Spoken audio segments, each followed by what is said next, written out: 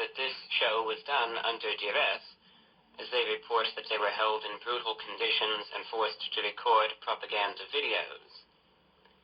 In exchange for these 4 hostages, Israel's prison service said it released 200 Palestinians, including 121 serving life sentences after being convicted of deadly attacks against Israelis, while others were held without charge.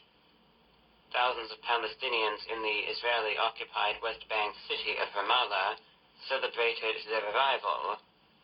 Wearing gray prison sweatsuits, the Palestinian prisoners donned Hamas headbands given to them by the crowd and rode on supporters' shoulders. In the deal's first major crisis, Israel said it would not allow displaced Palestinians to return to northern Gaza by Sunday as anticipated, because civilian hostage Arbel Yuad was not released as expected. As mediators addressed that, hundreds of Palestinians gathered near the east-west Netzarim corridor dividing Gaza.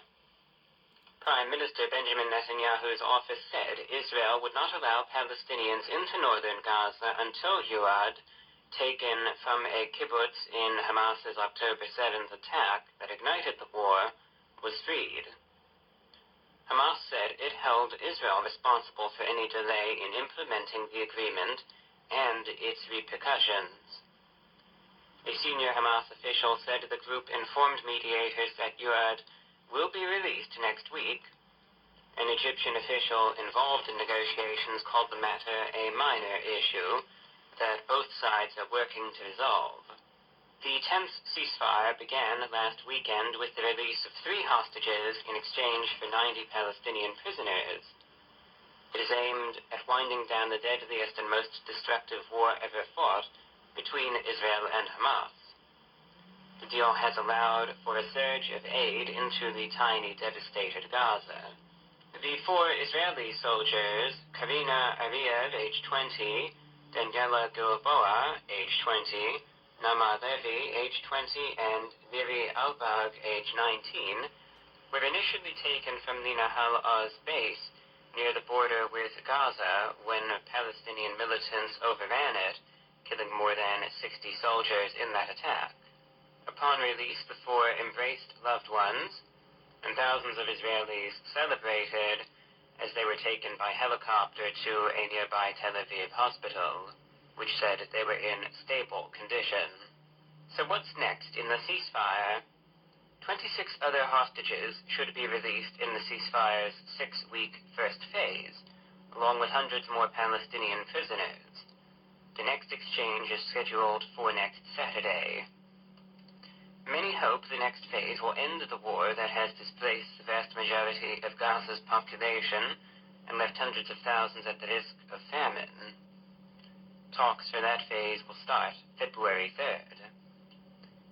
The October 7th attack by Hamas killed some 1,200 people, mostly civilians, and took 250 others hostage.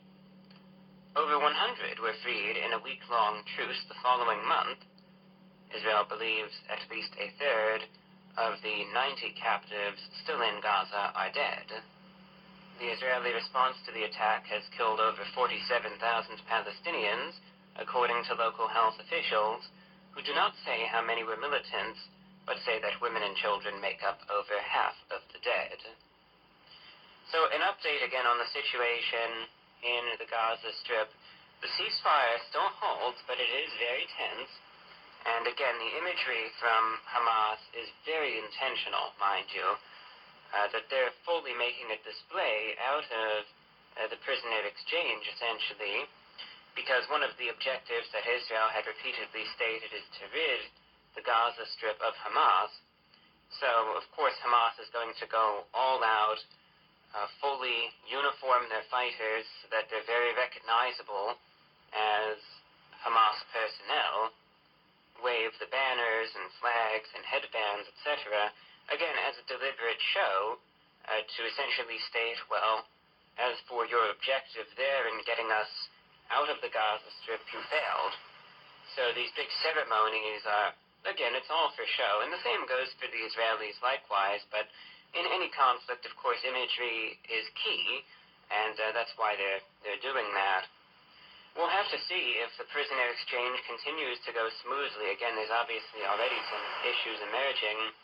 And then the biggest thing to watch, of course, is going to be what happens in early February, because that's when this stage of negotiations will then progress into trying to find a longer-term end to this war.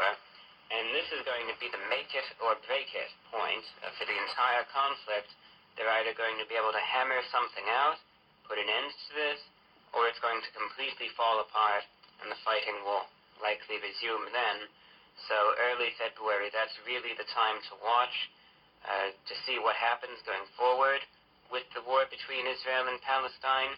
That's going to be the moment of truth, whether or not this war finally ends, or if we go right back to square one. A very brazen heist occurred in the Netherlands.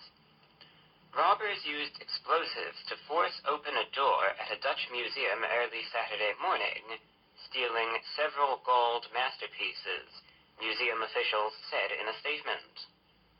Police received a report at 3:45 a.m. local time Saturday about an explosion at the Drents Museum in Assen. Upon arrival, officers found the museum damaged and the gold masterpieces gone. A gold Cotofanesi helmet on loan from the National Museum of Romania in Bucharest, and 3 Dacian royal bracelets were stolen by the thieves. The artifacts were on display in an exhibit, Dacia, the Empire of Gold and Silver, the museum said. This is a dark day for the Drents Museum in Assen and the National History Museum of Romania in Bucharest. We are intensely shocked by the events last night at the museum. In its 170-year existence, there has never been such a major incident, said Harry Tupan, Director General of the museum. The museum remains closed while police conduct an investigation. No injuries were reported, but no arrests have been made so far. Authorities suspect that multiple individuals were involved, Dutch police said in a statement. They say they received a report of a car fire around 4:15 a.m., but no one was inside the burning vehicle. Authorities suspect that the car may be linked to the explosion and burglary at the museum, and that the suspects potentially switched to a separate vehicle thereafter, police said. Authorities have asked for help from residents near the museum that might have footage from doorbell cameras or dash cameras between 3 and 4:30 a.m., and asked for people who might have seen anything unusual at the Drents Museum in recent days to contact the police. So as I initially described it, a very brazen heist, and I think you could clearly see why. This almost reads as something that you would see in a movie as opposed to real life, where they, quite frankly, they blasted the doors off the museum, and they went in there, and they stole those artifacts, again, solid gold, and made off with them. And it looks likely, anyway, that they switched vehicles and blew up their initial car, probably to try to destroy any potential evidence there. So while this seems, again, as some sort of professional job, I mean, obviously they got the artifacts and they got out and have yet to even be so much as identified at this point. We will have to see if any more details emerge, if they end up getting caught on camera, because I'm sure someone somewhere must have gotten something on camera, you would think anyway. Again, be that someone's, even their doorbell camera or their dash cam, like the police said. So hopefully more evidence will emerge.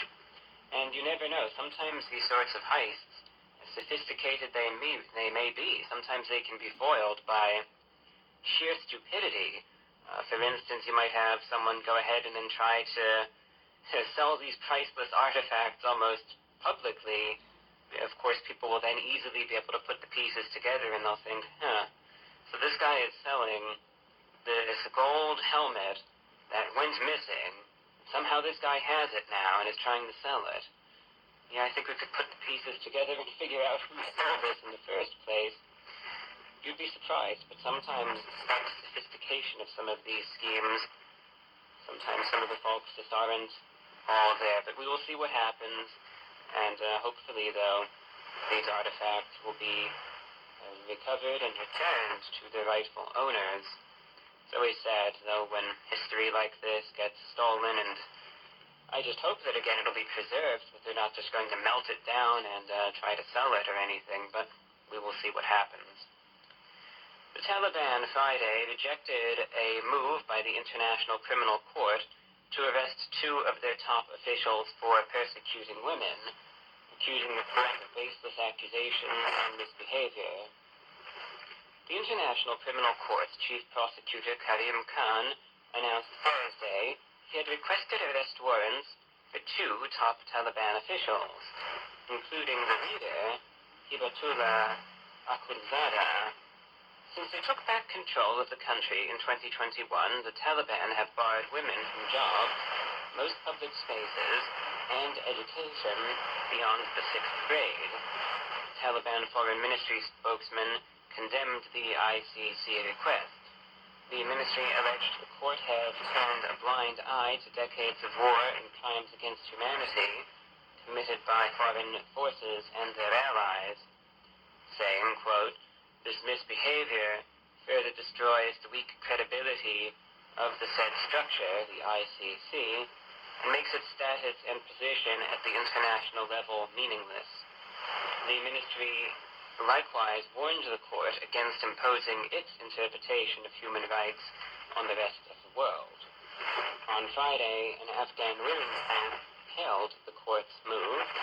The Afghan Women's Movement for Justice and Awareness celebrated the ICC decision, calling it a great historical achievement. We consider this achievement a symbol of the strength and will of Afghan women, and we believe this step will start a new chapter of accountability and justice in the country, the group said. An official in the former Western-backed Afghanistan administration said Taliban leadership will likely exploit the court's decision for propaganda purposes by framing it as proof of their strong faith and resilience. They may tell their followers that their beliefs are so powerful that they have provoked the collective opposition from global powers, Mohammed Hadim Fida said. He was the governor of 4 provinces before the Taliban takeover in August 2021 and now lives outside Afghanistan for personal safety. This decision could inadvertently serve as a badge of honor or credibility for them. Also Friday, the UN mission in Afghanistan said it was a tragedy and travesty that girls remain deprived of education. Afghanistan is the only country in the world that explicitly bars women and girls from nearly all levels of education, said the head of the United Nations Assistance Mission in Afghanistan, Rosa Otunbayeva. So like I said, not really much of a surprise. The progressive, moderate Taliban, as they said that they were back in 2021, doing their thing. I still sort of roll my eyes when people actually believed that. I can see why they took the approach that they did, that they went in and claimed even moderate reforms so as not to rile up a scared populace and then gradually implement their agenda. But it doesn't come as any sort of surprise whatsoever. And again, the warning from the International Criminal Court and the response from the Taliban itself doesn't come as any sort of surprise either. The International Criminal Court these days, for the most part, that's not to say that it is in every circumstance, but for the most part, is a symbolic organization at this point. That the arrest warrants and charges and indictments and everything are more symbolic than anything else. That you're not going to see some special forces team launched into Kabul now and haul off the guys who have been charged or anything. That's never going to happen, and none of them are ever going to actually face any accountability over this, so it's more of a symbolic gesture, essentially being called out by the West over their deplorable actions. But again, nothing really comes as a surprise here. Very unfortunate, though. And I think that analysis by that former governor in Afghanistan, I think that's the truth right there.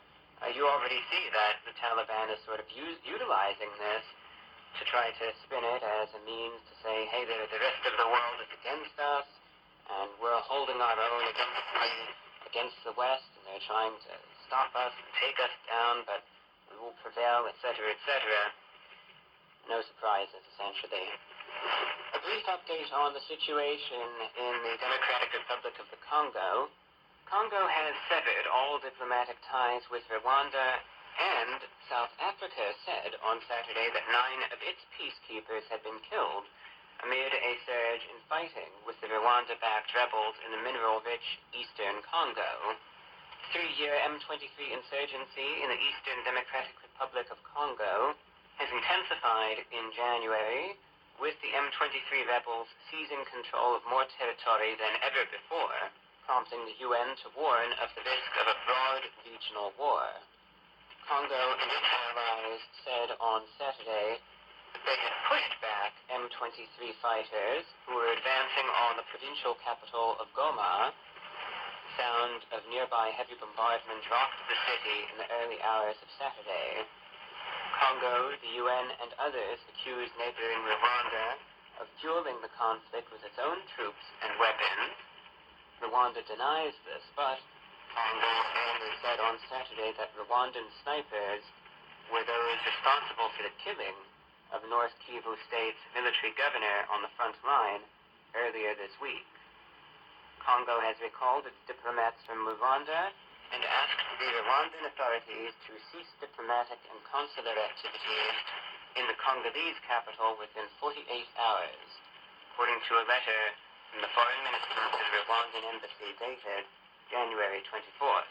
A representative of the ministry on Saturday said the letter represented the most severe form of diplomatic breakdown. The fierce fighting in recent days killed 2 South African UN peacekeepers and 7 others in the South African Regional Bloc's force in the Congo, the South African National Defense Force said on Saturday. The members put up a brave fight to prevent the rebels from proceeding to Goma, as was their intention, it said. According to a Congo Army spokesperson, Sylvian Nkenge, Congolese troops and allied forces have pushed back the rebels, but fighting is ongoing across the conflict zone, adding that an advance in neighboring South Kivu province had also been halted. The situation appeared at Congo and Goma during the day on Saturday, with people tentatively going about their business amid a heavy police presence. The escalation and looming threat to Goma, home of 1 million people, have prompted renewed calls for Rwanda to disengage. Rwanda must cease its support for the M23 and withdraw, the European Union said in a statement on Saturday. The insecurity has also deepened the eastern province's already dire humanitarian situation, with 400,000 more people forced to flee their homes this month alone. The situation facing Goma's civilians is becoming increasingly perilous, and the humanitarian needs are enormous, Human Rights Watch said on Saturday. So again, a situation that I said you'd be getting updates on, and indeed they continue. I'm not necessarily going to take the claims by the Democratic Republic of the Congo fully seriously at this point. I would definitely give it a few more days before you'd want to definitively say that the advance by the M23 has actually been halted, if not reversed, because mind you, this is the same government that said, we appointed this general to be the governor here of this district, he's going to end the conflict, he's going to get everything controlled, and then what happens? A few months later, he gets killed by a sniper right on the front line. That's probably one of the most brazen displays right there, that things are most definitely not under control. And whether or not this is actually being stated as factual or for propaganda purposes, the fact that they claim that it was an actual Rwandan army sniper, not just some rebel, but a fully trained soldier with the Rwandan government that killed this general, If that is true, that would definitely be a major escalation between the two countries. Severing of diplomatic ties so suddenly and so severely is not good news. Again, it's not to say that these two countries were best friends and best allies before this. They pretty much hated each other from day one. However, again, things could really get out of control here. And if the reports that there are Rwandan regulars on the ground in Congo helping lead this assault, which I would believe, quite frankly, that's another reason why I'm not necessarily taking the reports, again, totally seriously that the assault has been repelled, because if that's the case, mind you, they're not just dealing with a couple poorly trained rebels in some rusty old Toyota pickup truck with some AK-47s. They might be dealing with some of those guys as well, but they would also be dealing with actual trained military personnel who might be far better equipped likewise. So even if they've temporarily halted the M23 advance for now, things could change so quickly, especially if Rwanda decides, well, let's just send over a couple thousand more troops now and let's get this going again. This is something to definitely watch, and as the situation develops, you will hear additional updates on it here on VORW Radio International. And finally, ending on perhaps a more amusing note, a marble statue of a woman, believed to be more than 2,000 years old, was found abandoned in a garbage bag near the Greek city of Thessaloniki, police said Wednesday. A resident discovered the 31-inch headless statue behind a trash bin in a settlement outside Greece's second-largest city. The man turned it over to local authorities who contacted archaeologists to assess its significance.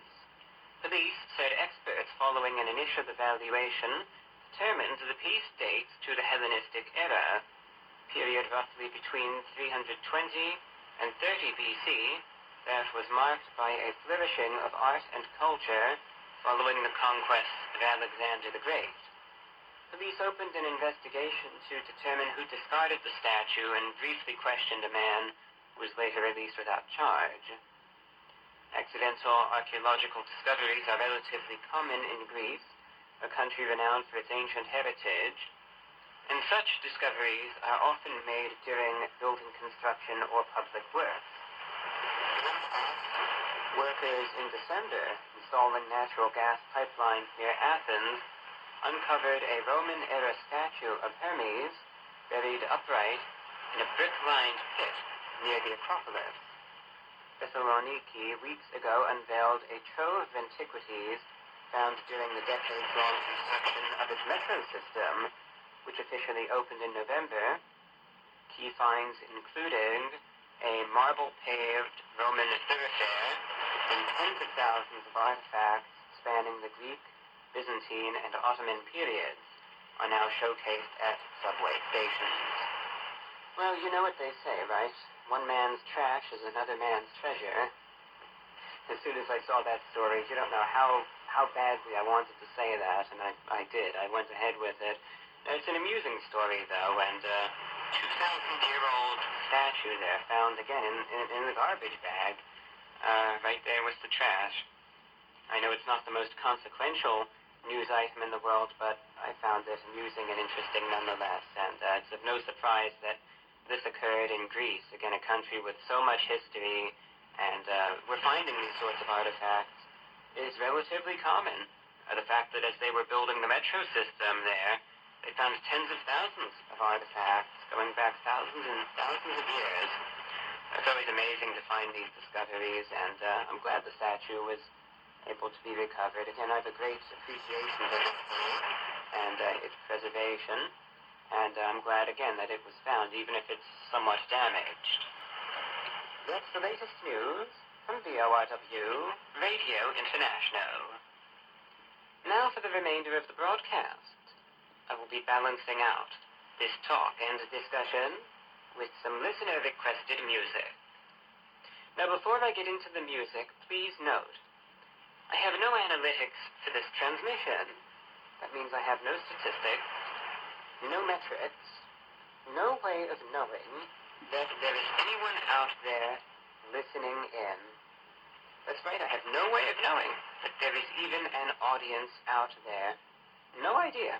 You might say, well, if you have no analytics, you have no way of knowing that there's even anyone out there listening, then why do you even do this? Why do you put in the time and effort to do this show?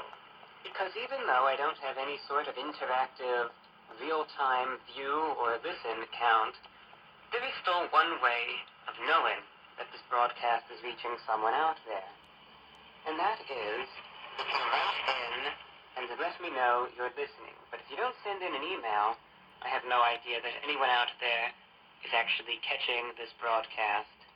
It would be great to hear from you. Of course, you don't have to do a thing, but it would be great to know that this broadcast is reaching someone, somewhere. That way I know that these broadcasts are at least worth something. So if you are out there tuned in right now, maybe consider writing in. Even a short email just saying, hi, I'm listening, would be appreciated.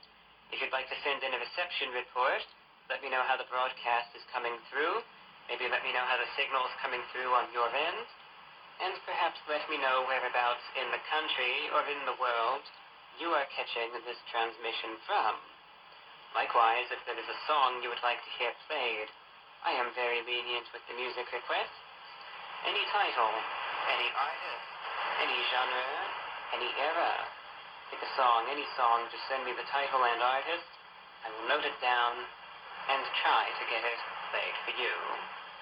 Alright, here's how to write in. Send in an email to the following address, VORWINFO@gmail.com. That's VORWINFO@gmail.com. Once more, that's VORWINFO@gmail.com. First request of the night comes in from Amanda and Joshua in Craigville, West Virginia. They'd like to hear